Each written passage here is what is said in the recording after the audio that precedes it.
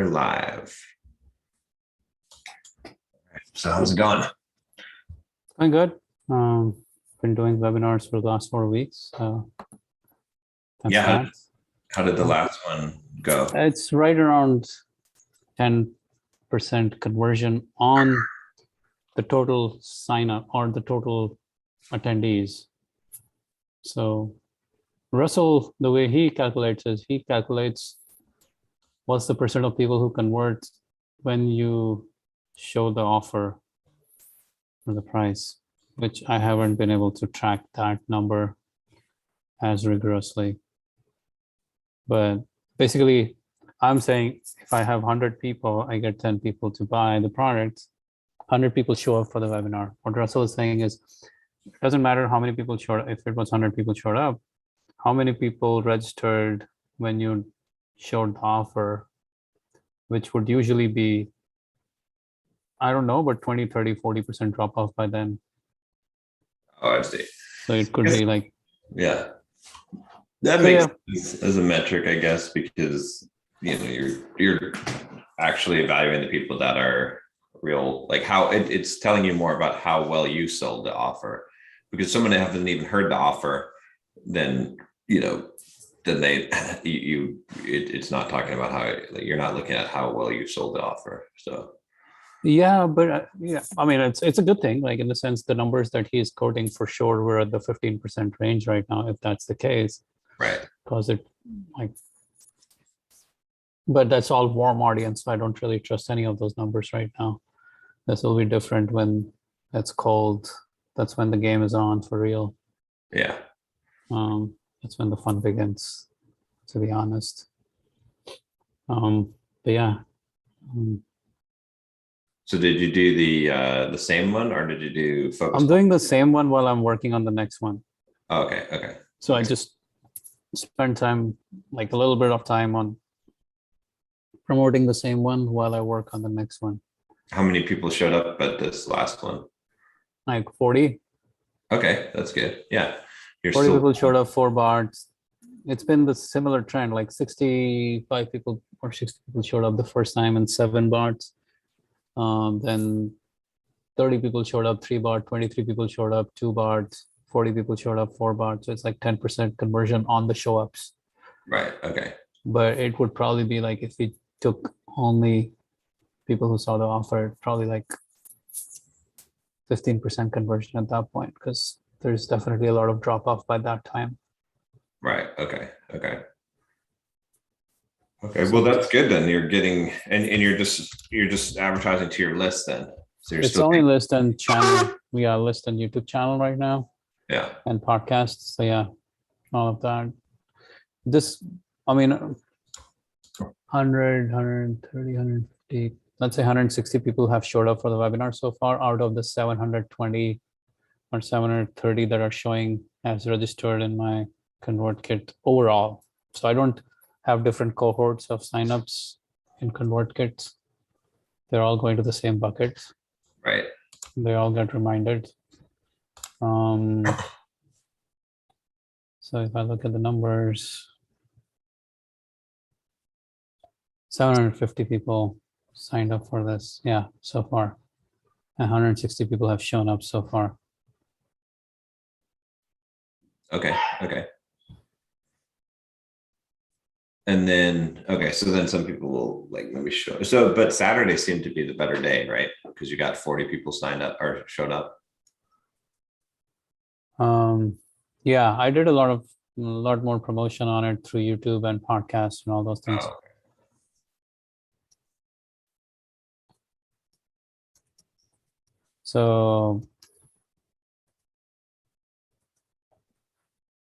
So it's a combination of like YouTube promotion, podcast promotion, and also like the emails that go out at the last minute to make it happen.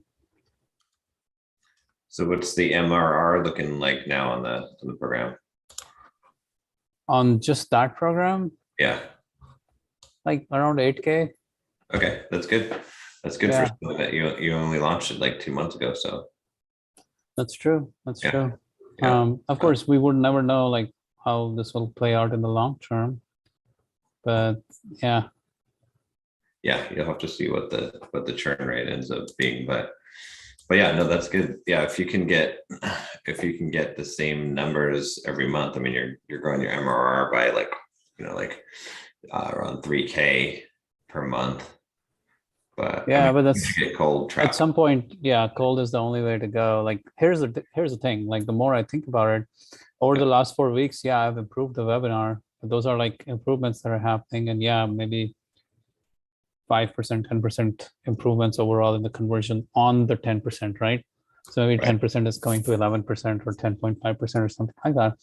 But it doesn't really matter. What matters is, do I have 100 people showing up on the webinar or 20 people showing up on the webinar, right? That's the real game. Volume is the game. So you can fine tune, like, I feel like this is a decent enough webinar because I talked to one of my friends. He showed up for the webinar. He's been doing webinars for like years now, like 5-6 years. Showed up to the webinar, and then I was talking about how I said, like, you don't have to make a decision today. This is a decision you make 30 days from today because you have a 30-day money back guarantee. Mhm. And he's like, when you said that, I signed up. Yeah.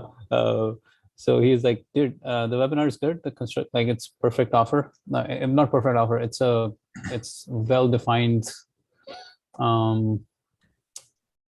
The basic structure is pretty good. Like, it's pretty compelling that way. You can make tweaks, you can make changes, but the structure is good. So yeah, at this point, like, the webinar itself is fine. Like, you could call it 10% on total attendees, 15% attending, 15% on the offer people who watch the offer, which is, either ways, it's a good metric. It's good. But the key difference is, like, not getting 20 people on the webinar, but getting 100 people on the webinar, Yeah. because that changes the game. So that's why cold traffic is the key to get this to work.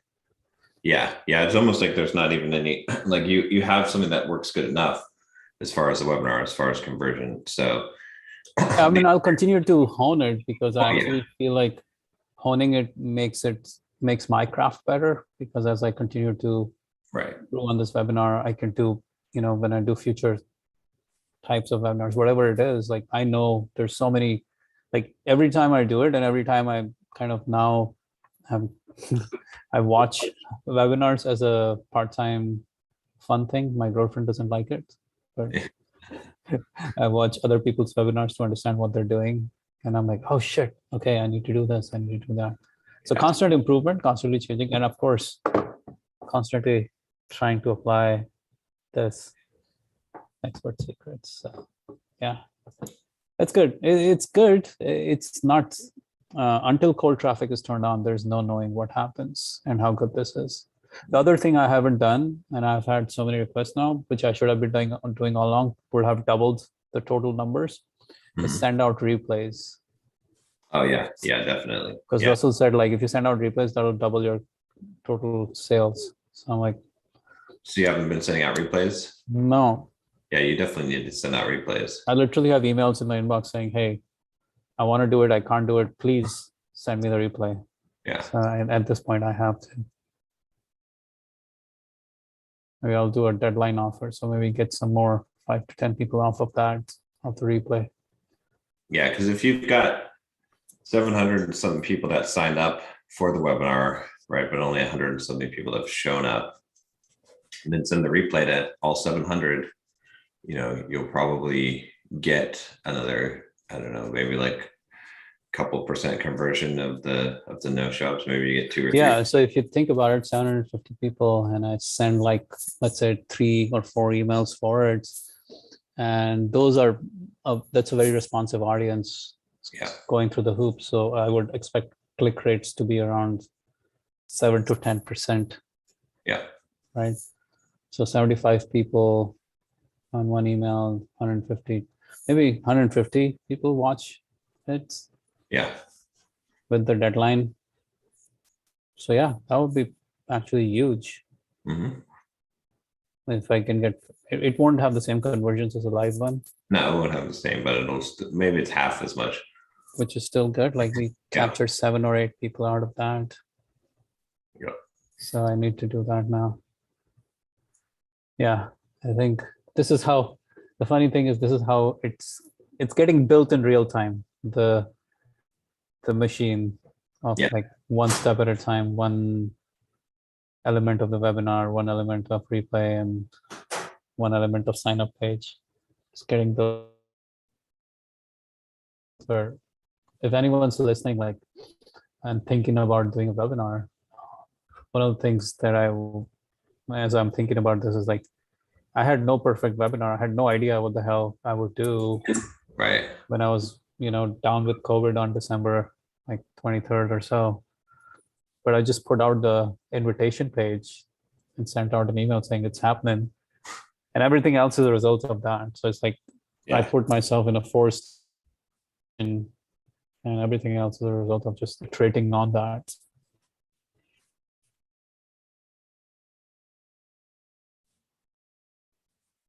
Oh, I think it froze up. Oh, okay. So nobody is going to have the perfect webinar on day one, or the perfect, like, everything, all the different pieces of the webinar on day one. But hopefully on day 30 and day 60 and day 90, you will have a lot more pieces that work and more cohesive. Yeah. No, it's just, working. it's an iterative process, right? It's like, Yeah. that's what I keep on seeing. I forget whose story I was reading about. Oh yeah, I know, because I was reading YouTube Formula, Daryl Eves, right? He started off, before he was doing YouTube stuff, with doing a business to do website design. And I was just reading about his story, and it was like he had one customer, one guy that did business cards, and he would make business cards for that one guy. And he's like, oh, I need more customers. So then he got the idea. He's like, all right, well, for all these clients of his that I'm making business cards for, I will pitch them and offer to do their website as well. And he said for every 100 clients, he was only getting 2 sales for like $300. So then, I mean, that is like, so then that process, like, I think a lot of people would just give up and be like, I don't know, that it doesn't work. But then he realized that if he hand delivered the cards, right, and talked to these people, then he could convince them and sell them the website. And that was like, then he started getting like almost 100% close rate on those people. Yeah, So, iteration. yeah, but you That just is amazing. figure out like what is not working, what does, how do you make something work, right? Any kind of, that's why I tell a lot of my coaching clients is like anything will work. Like you just have to figure out how to make it work, right? It's like you're not going to try, like, whatever it is. I mean, even if it's a dumb idea, you can make it work, because there's plenty of dumb ideas that succeed in the marketplace. But it's just figuring out what is the way, right? There's always some way to sell someone on something, right? There's always some way to find leads, right? Even if it's like, if the only way you can find leads is that you're like, all right, well, let me just start direct messaging people on Instagram, and I'll direct message 300 people a day, and try to get on calls with them. You can make sale. Like, you don't have to have traffic, you don't have to have anything. Like, you can figure out some, and if that's your process and that works. Or even Alex Hormozi's one, right? He was talking about gym launch when he was he was trying to do outbound calls, right? I don't know if you saw the video he did where he's talking, I think he was talking to maybe Takimura was interviewing him. And he was talking about how, because they had the inbound marketing working for gym launch, right? But for the outbound marketing, it was just like their first month, I think they had a VA, the VA like pulled together lists of all the gyms, right? And then the VA cleaned up the data and got, email addresses, made sure that these were valid gyms and stuff. And then they just started cold calling these gyms. And I think it was like for 100 cold calls, they got 2 appointments, right? to do. So they had to start improving, every step of the funnel. And then that wasn't, that was out of that, like, I think for every 10 appointments, they're getting 1 sale or something like that. But their ticket price was over 20 grand. Like their average ticket price, or their lowest ticket price was 20 grand. So they're making like 30, 40 grand per. So I think the first month they did it, they only did like 1 or 2 sales, but then the next month they did 4 and then 8. And then, so what they figured out was that I don't think they even necessarily iterated on that sales process. I'm sure they did some things, but they just hired salespeople, and they're like, okay, well, we've got a system. So for a salesperson, we need you to do 100 calls a day. So they're going to get, each salesperson gets 2 appointments per day. They have a team of 10 salespeople that are hitting all these leads. They're getting, all these, they're getting, 20 appointments a day now. And so then they ended up selling, I think they're doing like $4 or $5 million worth of business on their cold call. But it's like, most people, I think that went into that, they would say, oh shit, if I call 100 people and only 2 people even just sign up for an appointment, then this business can't work. This doesn't work. There must be something I'm doing wrong. But instead, it's like, no, there's so many ways you can iterate on that. I mean, you can improve the close rate, but why not just scale that? Just like, okay, fine, that's how it is. That's the math of it. So now how can I iterate on that? So then that means I'll just have to have a bunch of salespeople that are all, doing a couple hundred getting a couple hundred calls a day. And then I get enough people in that I can close them and make the sale. So yeah, so it's always some kind of iteration, something you can figure out something that will work. Yeah, the whole idea of do things that don't scale is about as real as it gets in the early stages of this. I have a friend who's like, man, I just don't like to do live webinars. I do recorded webinars. And I'm like, but that's the whole point. Like, the point of live webinars is you get to sharpen the craft and you get to get better and better and better at it. It's impossible to get better at it if you do recorded and then try to get data out of that and look at chat and all those things. Like there's a reason why Russell Brunson keeps saying, do it live, do it live, do it live. Yeah. Because it's the only way you sharpen the craft. Yeah. And then also, like, you can master something that's like, you can improve or do whatever you want to do, but first master the thing that's working first, right? Because you know that works, right? First do the thing that the master has told you works. Then Right. try to get improvement on it, right? Yeah. Don't try to improve on the thing that the master is saying that's already working. It's like any sport or anything you try and you're like, okay, well, you tell me to serve this way, but I think I can serve that way. You're like, no, first you learn this, then you can go do it your own way once you've mastered the basics. Yeah. It all comes down to like my biggest rule for business, biggest secret for business is find something that works and then do it over and over again, right? And there's always some way to apply that. All you have to do is find something that works. Once you find something that works, then you figure out, you can scale it horizontally, you can scale it vertically, you can iterate the process to make that better, whatever it is. If you can find some way that you can have a successful conversion, then there's an infinite number of ways that you could figure out how to scale. Yeah. Well, finding something that works is the difficult part of business though, right?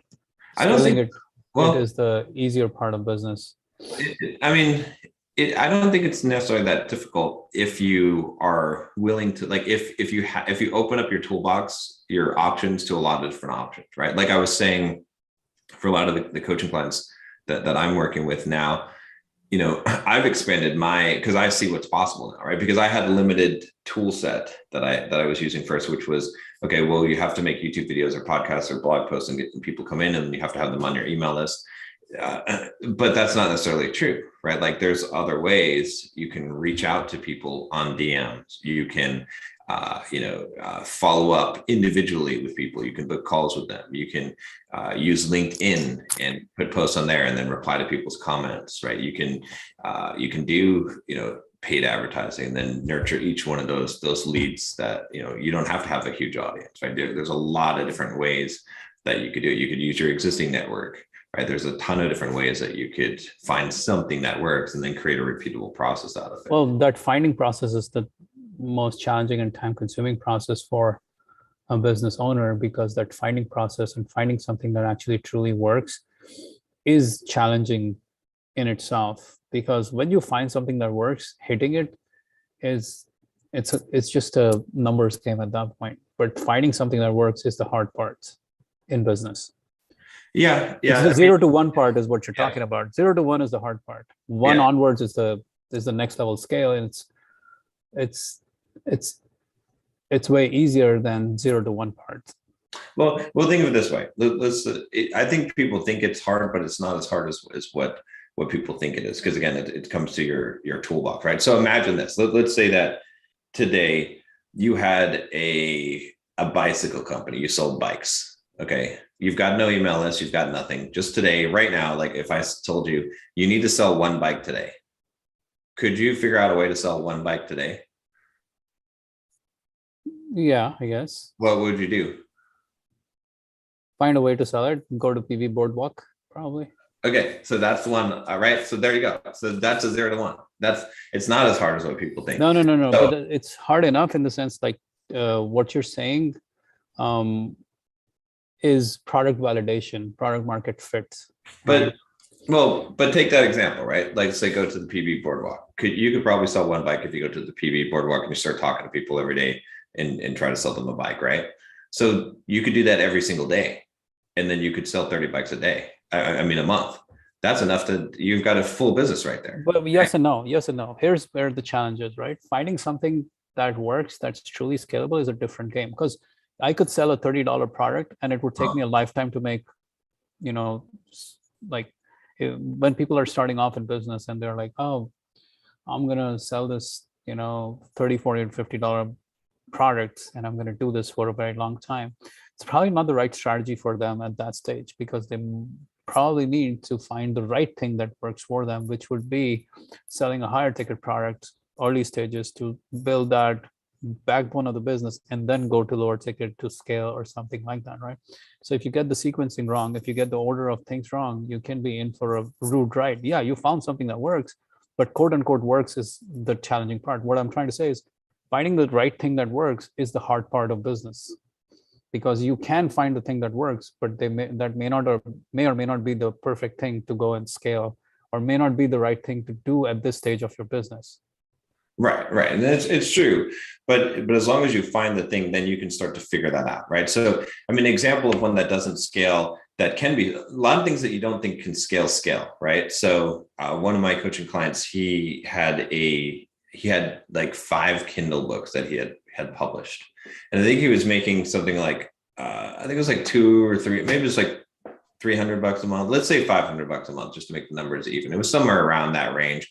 And he was like, Don, like this business doesn't work, right? I'm only making $500 a month. I need to make like $5,000, $10,000 a month. It's never going to scale up to that, with this book publishing business. And I was like, no, you're wrong. Like, what are you talking about? Like, why do you think that you don't even need my help? Like, honestly, because you found something that works. Right. Well, he's like, well, I can't, like, what am I going to do? Like, keep making these books and then I'll make $600 or $700. And I was like, well, you're thinking the wrong way. I was like, look, what happens if you have 100 Kindle books out there? Right. So, if you've got 5 right now, that's 20 more, 20 times what you've got. So 20 times $500, that's $10,000 a month. Right. But it won't be $10,000 a month. And what it'll be is that some of those, if you do 100, it's going to be a cumulative effect. And some of them will be outliers that will do like $2,000 or $3,000 a month by themselves if you do 100 books out there. So you probably will make 15, 20 grand a month.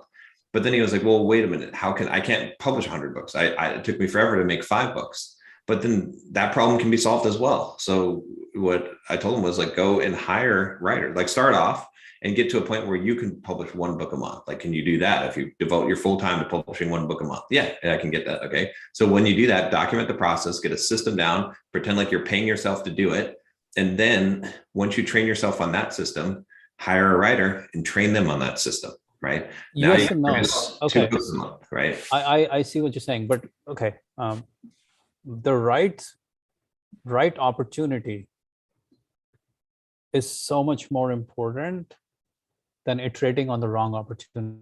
And I'll give you an example that you will see makes more sense. Let's take the example. Let's just talk about your current case, right? Bulldog Mindset. Right. You could have tried to iterate on that and sell more of Bulldog Mindset and try to continue to sell Bulldog Mindset membership platinum. But when we talked that night, I was like, okay, we were talking and we're like, okay, this is not going to scale as fast. Right. We need to focus it just on the financial side. And then again, we talked and we're like, this is also not going to scale as fast. We actually we need to take out the job part and only focus on financial independence. When you find that opportunity, that scales like a motherfucker. but something else doesn't scale. So finding that right thing is super hard in business, but when you find it, it's like jet fuel. It's the most powerful thing. Yeah, you can build a decent business, you can build to a certain scale, but it's not possible to build a fast growth machine with a clunky, and I'm not saying Bulldog Mindset Platinum is clunky. I'm just trying to explain that that when you get the right, when you in the process of search of that opportunity, you find the opportunity that works. It can take you to the moon way faster than iterating on the opportunity. Just like what we were talking about. Like, remember I shared with you that interview piece that Alex Hermosi did with Russell Brunson, and Alex Hermosi was like, hey, I own like 5 gyms, and I'm like, my dream is to make $20,000 a month in cash flow. That's what, when he joined Inner Circle back in the day, like it was called Ignite 2015 or so, Hermosi told Russell Brunson, like, my dream is to make $20,000 a month cash flow, because I have 5 gyms and I'm not making anything. I'm sleeping in the gym. That's my problem right now. And Russell talked to him and he's like, dude, you have level 10 skill in a level 2 opportunity. Right. You need to go to level 10 opportunity and you will blow up. And that's when Russell was like, no, you need to go teach gym owners what you're doing rather than try to blow it up yourself, rather than try to go build your own gyms. And that's when everything changed for him. He went from like struggling and sleeping in his gyms to selling gym launch, 50% of gym launch for what, $46 million over just a matter of 6 years, man. It's incredible. Right. From the time he met Russell Brunson to being broke all the way to 6 years later, selling it he got $46 million cash, him and Leila. Yeah. While the total company is probably worth like 100 millions or so at this point. But see, that's also an iteration too, right? And so it's like, I mean, it's finding the right, yeah. it's finding the right thing. When you find the right thing, that iteration becomes so much, like that iteration is not the iteration of the product, then the iteration of marketing starts. Well, it's an iteration of the business itself, right? That's where you switch the product, because like, if you take Gym Launch, for example, Alex Hormozi couldn't produce Gym Launch without owning 5 gyms. So the first iteration was owning 5 gyms, right? Okay. The second iteration was now upgrading that skill. The same thing you could even take like my example of my coaching client with the book publishing business. Well, guess what happens when he gets 100 books in the Kindle marketplace? Now, I mean, maybe even before then, it makes a lot more sense to sell a $5,000 package on how to build a publishing business and to sell that to people, right? But you take the iteration of the thing, right? Bulldog Mindset, it's a similar thing too, right? Like I could scale Bulldog Mindset, like if I really, really want to, just in the existing, $40 a month platinum membership, there's an infinite number of ways to go out there. I mean, I could create 10 more YouTube channels. I could hire talent on those YouTube channels. They could all funnel to. But all of that is just right? Like for the like amount there's of a lot of ways you could do it, but it's not the most effective lever. Like you have to use the leverage that you have, because the key to business is leverage, right? You make money off of leverage. And so you have to see at any given point, what is the greatest lever that you have, right? And so just using that example, like you said with Bulldog Mindset, the greatest lever that I had, it was 2 things. It was one, I had a platform, a base of people who had a large email list, a large following, right? So that was part of the leverage. But then the second leverage was I had become financially free. I had that skill set. So combining those 2 levers together, right? No, keep going. I was gonna say, without the Bulldog Mindset, like the initial iteration, I might not have as much of the platform or that leverage, right? Just having financial freedom is not enough of a leverage, right? You have to have something to push against, right? You have to have not at all. That's where I disagree with you. I think if you had just gone down the path of financial independence even 2 years ago, today you would have a multi-million-dollar business. But I would have been leveraging the simple programmer, right? But not true again. Because if you had found a product that worked, you would have gone to cold traffic and made that scale. That's true. That would be another way. But then that's just another system. Again. No. But what I'm trying to say is like a right product, finding the right product. Like we can put people in low ROI products and they can get stuck in that forever. Right. The key is to put yourself or put your, like, this is probably one of the most important learnings I've had over the last 5-6 years, is the product matters a whole lot. Like going into a high leverage machine, a high leverage product, especially like having the right price point and all of those things are so critical to the game of business, rather than trying to like iterate on a small product and a small price point and trying to like sell millions of copies of a small product. Why not sell 10,000 copies of a bigger, like a more higher, like the thing is, it's a different game when you have funding. It's a different game when you don't have funding. Right. Right. So when you don't have funding, you don't want to play the game of what a funded company is going to do. Right. And a lot of people get that wrong. Like they're like, okay, well, I have a side job, so maybe I could continue to hustle on this business and like sell this low price point product for the next 2, 3, 4 years. It's a bad mistake, because now you're stuck selling a low price point product for 2, 3 years. So you're never getting rid of that job for the next 3, 4 years. Instead, you need to go high ticket, and maybe you need to go consulting. Maybe you need to go sell like much higher ticket services until you get to a certain point where you're like, okay, bye to the job. Let me go create a product around it. Let me create hire people to sell more consulting, whatever it is. High ticket opportunity, like getting a big opportunity, getting the right product that scales is so crucial in this game of business. Yes, it only comes as a result of like iteration, but not always if you find the right guidance. I bet you Alex Hormozi, if he didn't find the right guidance with someone like Russell Brunson, and that's a quantum leap situation. Like finding the right people is a quantum leap. Right. Finding the right people who can take you to the next level is a quantum leap. Does not happen all by yourself. Like Alex Hormozi by himself would have never figured this shit out. Exactly. Yeah. Would have never figured this shit out. He could have gone and built 100 gyms and 1,000 gyms and just banged his head against the wall thinking, what the hell am I doing wrong? Right. But until he got exposed to someone like, who's going to take him to the next level, that was not going to happen. So iterating, yes, we must continue to improve and work on what's working, but be very cognizant of the fact that, is this actually the product that will scale and hit my goals in any given period of time? Right. Exactly. It has to be a high impact product, high impact offer. Because it's all relative too, right? It's all relative. Like I remember when I was first starting, I got my real estate license. And so I was doing some real estate transactions, mostly, to do my own deals, but I was doing some, thinking about doing some real estate. And I talked to this, I was buying this commercial property, and I talked to this mortgage broker, right? Commercial mortgage broker. And he was like he was making a shit ton of money. And he was like, it's so dumb. He was like, it's like, you just have to look for the scale, the percentage, right? He's like, there's no difference. It's just as hard to broker a $400,000 deal as it is to broker a $40 million deal, but you get paid a lot more.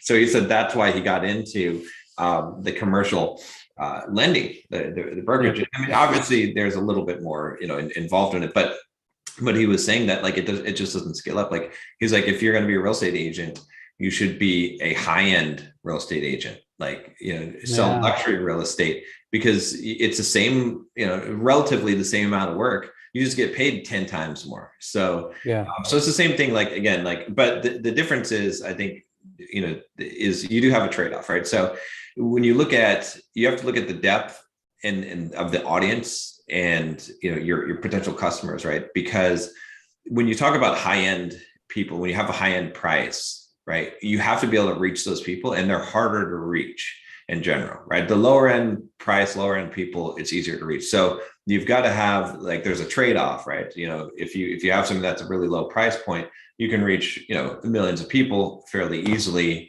on that. But as that price point comes higher, like the people that could buy that, it's a smaller group, and then harder to find it sometimes, right? So for a good example, it's like with my program, I was just doing one of the calls today or yesterday, talking to one of the guys that was in the program.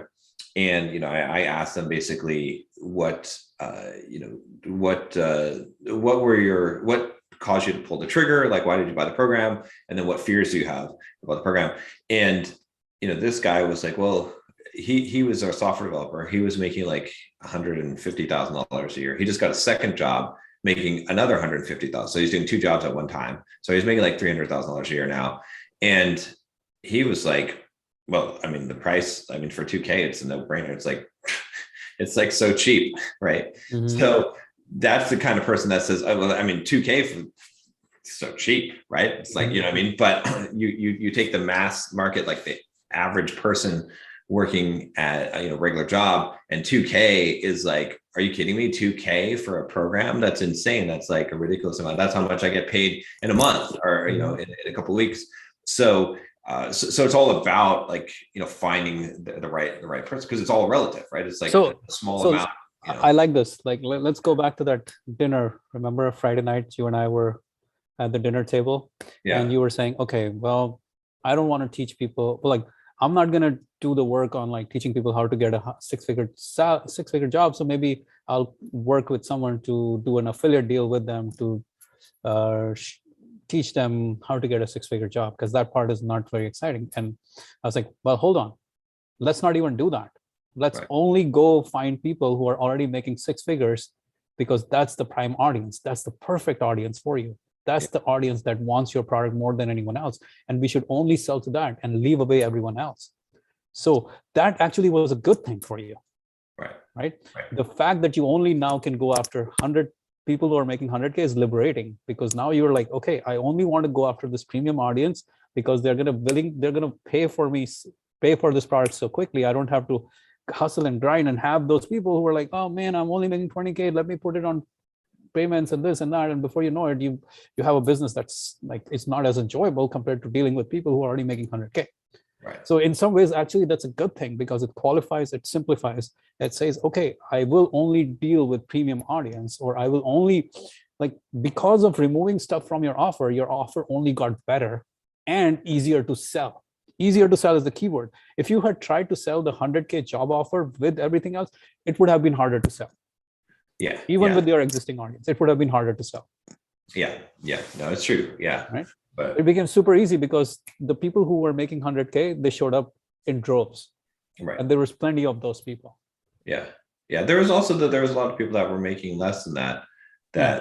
that bought the program. But you didn't put the fence up on saying, first, let me get you the 100K job and then do that and then do that. Instead, it's like, okay, we're just going to talk about financial freedom, and maybe you're making 80K. That's fine. Like, uh, it was so much easier for you to sell this product than trying to sell the other way around, which was mass market.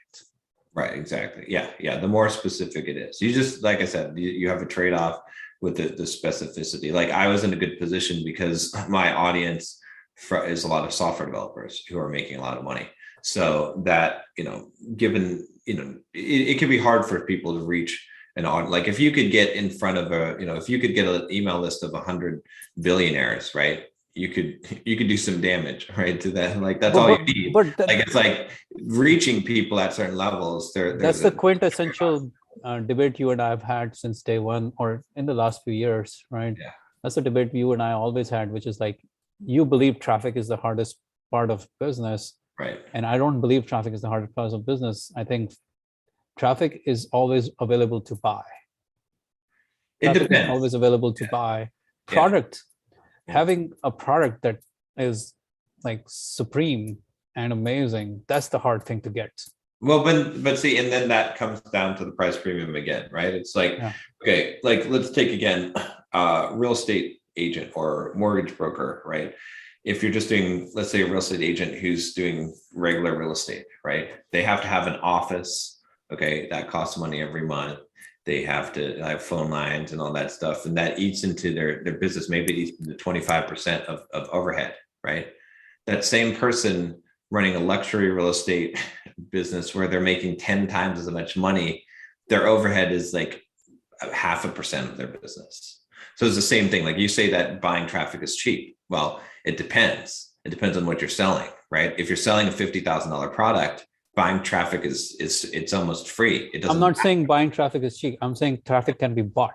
Yeah, well, but I'm saying that it makes it can be bought if the price point is Right. relative, right? Exactly. But the problem is you have the depth of the traffic as well. So you have to find that optimal point, because even if you're selling, let's say a $50,000 product, okay, the amount of traffic that you can buy is limited. You cannot find enough people right? I mean, there's a Yeah. limit, there's a cap to that, right? So if you're selling, let's say, $1 million product, right? There are some people that you could buy with traffic, right? Mhm. But it would be a very limited pool. So you have to optimize and look and find something that is going to work where you can still have enough reach, right? Because again, it's the same continuum like we're talking about the hand holding, right? If you have 1,000 potential customers in your entire market, you need to get on the phone with every single one of them because you'll burn through them Yeah. too quickly if you just send emails, right? You have to have a higher close rate. If you have 100,000 customers, fuck it, like do whatever, whatever you can just send out emails, you can do whatever, because you're gonna, if you've got that, that burn. But it's the same thing with paying for traffic. It's like, it's not unlimited.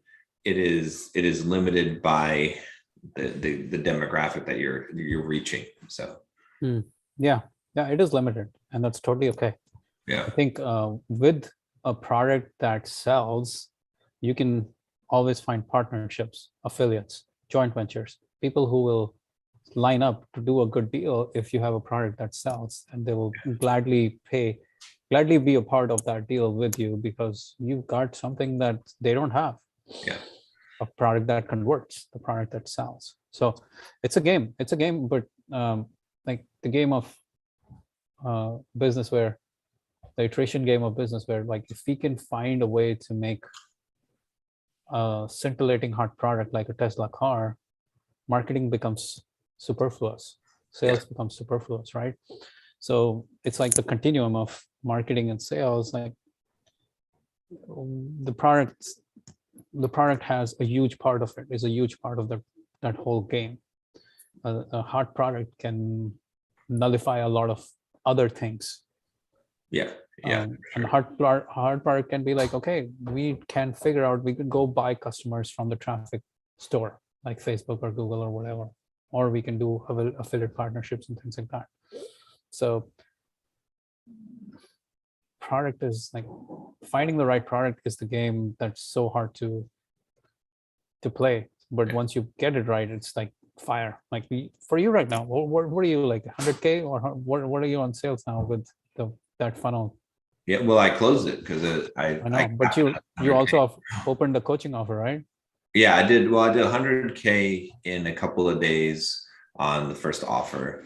And then the coaching offer so far, I have done committed another, let's see, 3 times 27K. They already paid. Yeah. Or well, they're committed. But I broke it into 3 pays because and the thing about this is doing a 3 pay on this has no risk at all. You know why? Because they don't get coached. Well, they also are getting a 5K ticket into the main the other program, and so if they don't pay the full amount, then they would forfeit 5K worth of value. How will you sell it at 5K? Huh? How will you sell it at 5K when you open it again? I'm gonna do a combination of webinars, and then what I'm thinking about doing. Well, I'm going to test it with a webinar because I got enough feedback from people that I talked to that, well, first of all, the very first step is going to be to sell it to the list, because I have a waiting list of several hundred people, right? And a lot of those people have already expressed interest in buying it at 5K when it opens up again. So, and then of all the people that I've talked to already, I already know I way underpriced it for the beta. Like the 2K, I didn't have to hardly make any sales calls. Almost everyone was like, yeah, that's a deal. That's a ridiculous deal. So, and a lot of them I talked to already said that 5K would have been a great deal as well. So they would have bought at 5K. So the first thing is to hit the list, sell at 5K. Then I'm going to test it on the webinar and I'll see if I can can hit the list without even a webinar, just to like an offer page. Yep. To open it. And then what I'll do is I'll hit that list with my webinar. Okay. And then see, because that'll get some of the people that were still on the fence. Here's the way you would, I think you can sell a 5K or position a 5K. I think this, like, the more I think about it, the more this is the path that makes sense. You do a 2K offer without any coaching, just the product. Yeah. And you do a 5K offer with 3 or 6 months of coaching, and that's it. Yeah. That's the way to separate it out. So you can actually, at the end of the webinar, make a 2K offer, or with coaching, maybe make a 5K offer, or say get on a call if you want coaching as well. Yeah, I'm gonna flip it though, actually. So it'll be a 3K offer for the program without the coaching, but then 5K with the coaching. Because then that pushes people into the good. Because for 2K more, wouldn't you rather get, 3 months of coaching? No, I would actually be okay with 2K because your conversions will be way higher and you don't have to have giant groups of people being coached, because at some point when people pay 5K, like I've been there and Yeah. I paid 5K for a coaching program, I don't like a big group. I'm like, I don't want to be in a big group. I want to be in a small group. If I'm paying 5K, I don't want to be in a group where I'm not getting coached. Right. Well, you're only paying 2K for the coaching in this case, right? Because you're already paying 3K for the program. Right. So if I'm paying $5,000 for any kind of container, I want high level coaching. I don't want to be like, hey, it's a giant group of coaching. No. Yeah. So that's where I would say better to sell 2K and let only a few people come into 5K so you can scale this even faster. Well, the coaching also is going to be a $500 a month thing after the. You can do that. That's after only people who have bought the coaching program, right? But again, you don't want too many people in a coaching program either, is what I'm trying to tell you. Well, I mean, that scales up in terms of just making more coaching calls per week. You know what I mean? Right. So right now I'm going to start off. My plan right now is to have 2 coaching calls per week, one on Monday and one on Saturday. Anyone in the program can join either one, whichever one they want to. And then I will just leave those open when I sell the program. People will come in and those 2 dates will still be there. So there'll be different cycles of people that will be coming in once the full program launches. And then that should be enough. If it turns out there's too many people coming in on those, then I can open up more days. And then I can also hire coaches to help out with the coaching. So. Yeah. So in that case,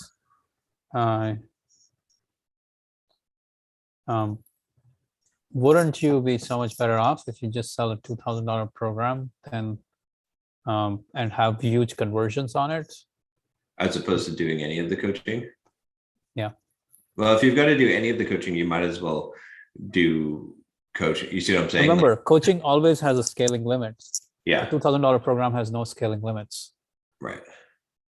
Well, yeah, but that's the point, is like, if you have to do 2 calls a week, then you might as well sell the calls. You're right. But only like when you have 50 people, that makes sense. As soon as you get 100 people, now you go from 2 calls to 4 calls or 5 calls. Yeah, then it starts to, but then you have to look at it and see how much time. But then the question is, well, what you're going to have too is you're going to have people are not going to show up for every single call. So you're not going to have, if you're doing 1 call a week or. Right. You will find the mean, you will find the balance there as to how many people are showing up for a call. But there will be a time when people will be like, hey, I want coaching and I'm not getting coached, right? So, and this will happen in any coaching program when it's first launched. Like if it's big enough container, people will probably say that, right? So the key there is like finding the balance between like how many people you have in the call versus how many people just buy the done, you do it your DIY rather than done with you. Right. Exactly. Yeah. It's a balance. I'm sure as you test this, you will find.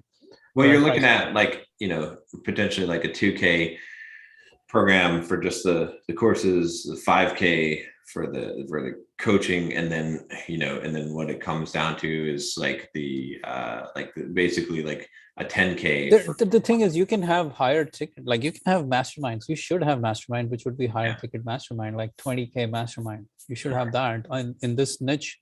Absolutely. Right. But 2K is a good entry point that allows for mass market scale without having to get on a call, without like people will buy a 2K product off of a cold ads and a webinar, but that's true. Yeah. But 3K gets a little tricky. Yeah. 3K gets to the point where you're like, okay, now I need to get on a call and I need to convince them and blah, blah, blah. And it's not the same anymore. So that's why I'm like 2K is 1997 is the price point that allows for pretty good scale. Yeah. I'll have to experiment with it too and see, because it also, again, it does depend on who you're pulling in your audience, right? In your ads, right? Because if you're pulling in people that are making 200K a year, then spending 3K is not an Well, issue. just remember to get those people, it becomes more costly. Like Yeah. the traffic store gets more expensive as soon as you put these parameters in place. Because now Yeah. instead of broad targeting, you're narrowing the targeting. Suddenly your ad costs go up by double. So now you're kind of playing the same game all over again, right? Right. Yeah. Yeah. So that also, there's a lot of variables. You can play with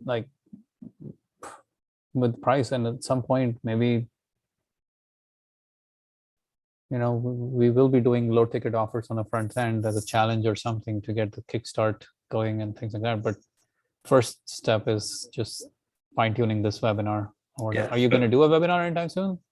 Not until after like the what's happening now is the kickoff is going to be essentially March 1st, like the end of February.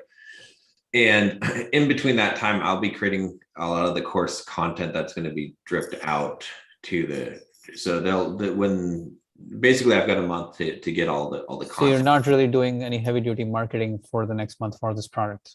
No, the goal is to get these 50 people, get this product delivered to these 50 people, and get the system in place so that because that's what I had. Like we have opposite issues, right? You have delivery done, right? All you have to do is sell people because you have delivery. So right? I have a new product that actually fits in between these two, and I think it's the perfect price point. And I want to sell that going forward. That's why I'm building the new webinar for that, because that's about just the right amount, and everything is done. Like the delivery is no more for us because we got people. I got like 20 contractors working for me now as FocusBox. So what we're gonna do is we're gonna do like it's a package. It's like kind of ClickFunnels package. FocusBox annual, and FocusBox pricing is going up, by the way. We're going to be increasing the pricing. So FocusBox annual and daily live planning review.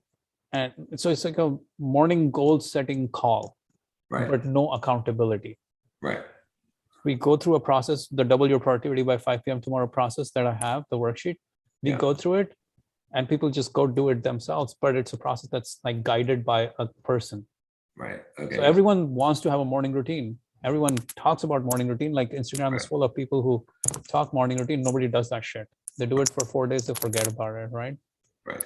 So it's like, okay, morning routine done for you. Show up for the 20-minute call. We will guide you through the entire process, writing your goals, visualizing your goals, all the other steps that we outline in double your productivity by 5 p.m. tomorrow. All of those things, you will do them live with us, and there will be multiple calls every day: 6:30 a.m., 7:30 a.m., 8:30 a.m., 9:30 a.m., and also in other time zones like India time and things like that. For every morning time zones, we'll have those calls running, and that will be like $29 a week.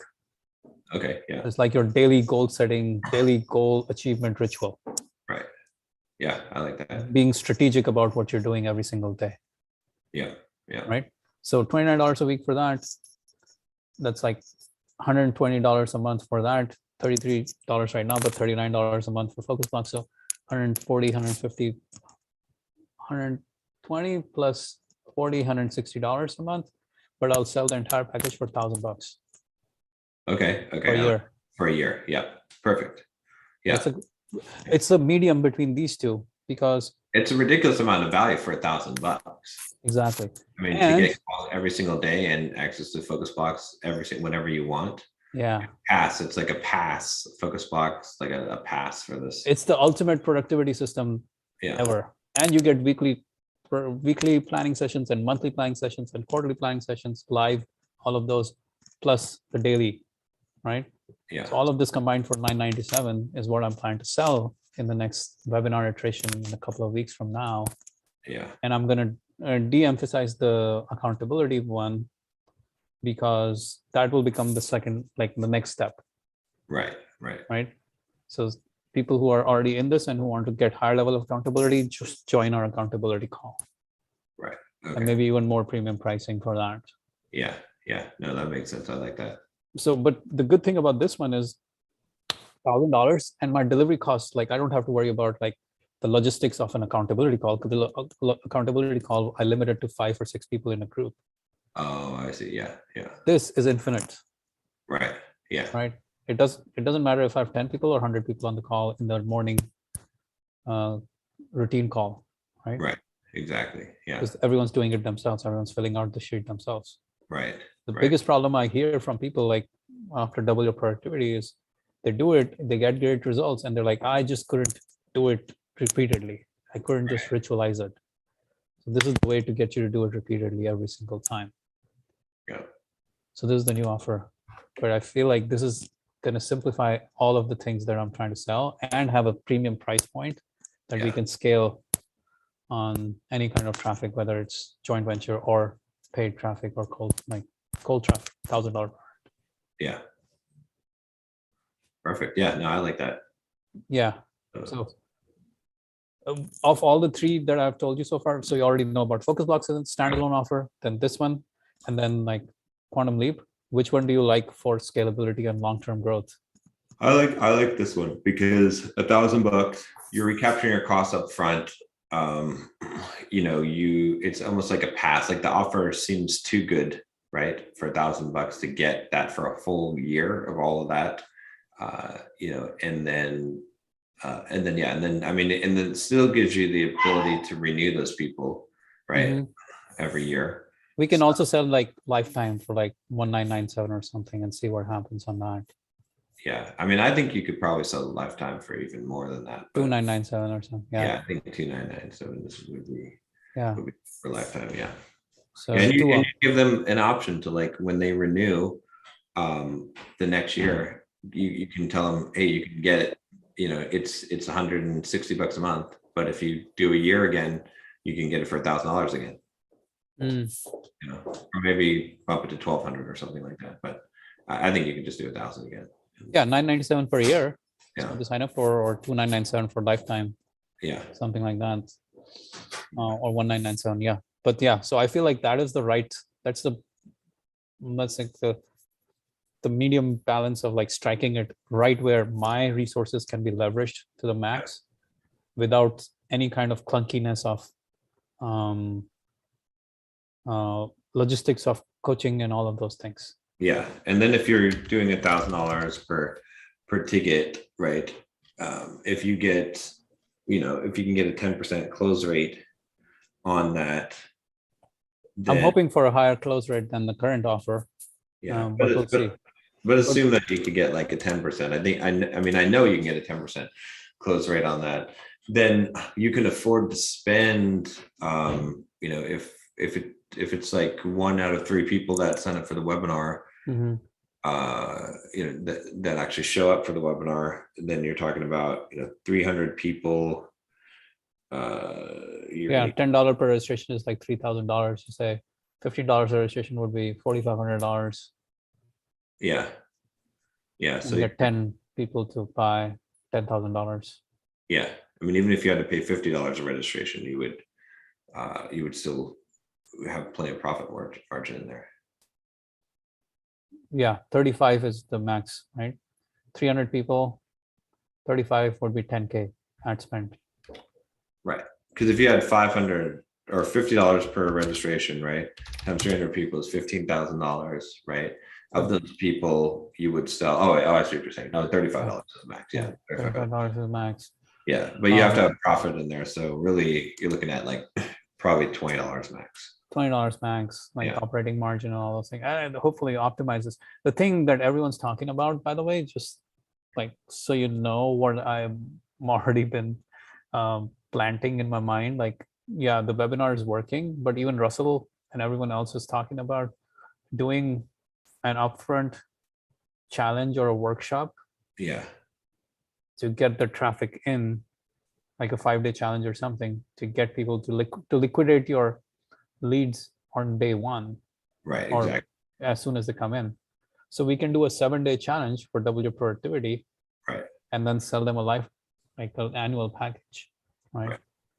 7-day challenge to do exactly what we're showing them. And then get them to buy like maybe $95 or something. So we liquidate our upfront costs and then sell this Yeah. in the challenge, $1,000. All right. Gotta jump to, I got a couple of calls coming up here, but Yeah, should we do All our right. thoughts for the week? sure. Chuck sucks. No, I'm just kidding. Where you at, Chuck?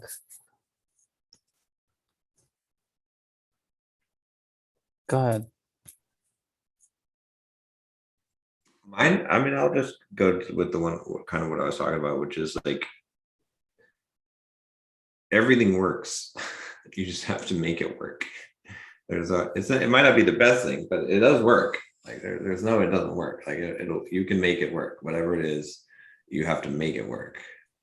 That's the key. Is it's whatever you're trying to sell, whatever you're trying to like, you might have to change some things, iterate on some things, but you can make anything work.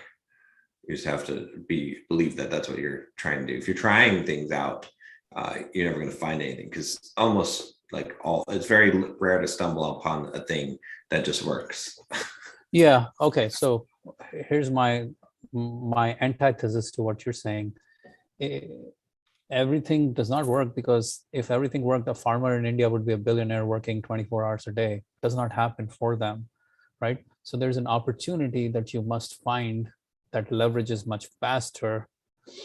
And sometimes the way to do that might be by finding the right people or working with the right people to get that right, to dial in. And I keep going back to the Russell Brunson example with what's his name? Hormozi, right? Right. He could have been hustling. Like there's plenty of gym owners around the world who hustling and trying to be gym owners and they can't break through.